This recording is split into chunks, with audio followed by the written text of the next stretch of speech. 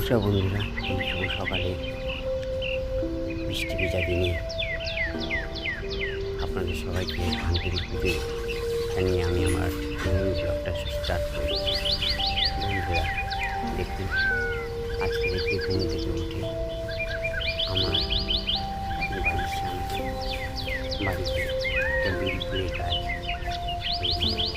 কী সুন্দর ফুল, দেখুন বেল ফুলের কী সুন্দর ফুলটা হয়ে আছে, কী সুন্দর লাগছে।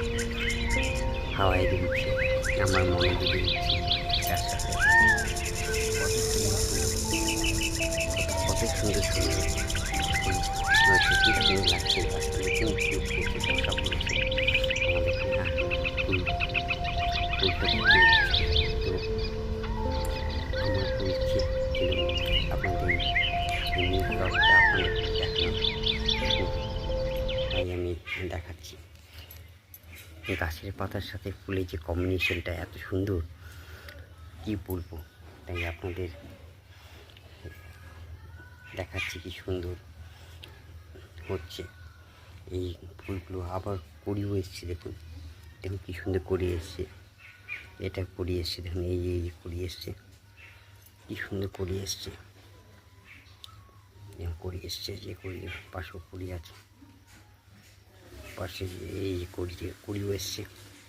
তো বন্ধুরা, আপনাদের এই যে আমি দেখাতে পারছি, আমার মন ভরে উঠছে। দেখুন কী সুন্দর সুন্দর দুটো ফুল ফুটেছে, তাই আমার মনও না খুব,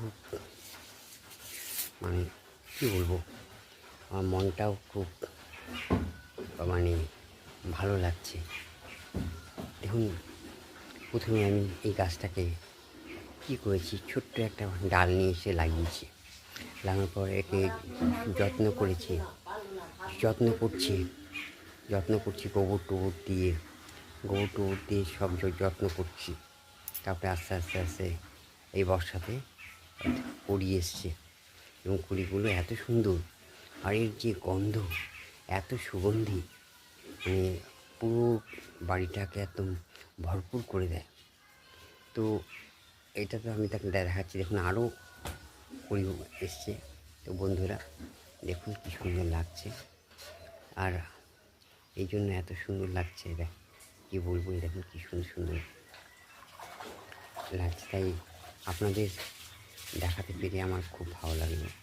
আপনারা আমার নিউ ব্লগটা কেমন লাগছে আবার কমেন্ট বক্সে জানাবেন। ধন্যবাদ সবাইকে, আন্তরিক ও প্রীতি শুভেচ্ছা।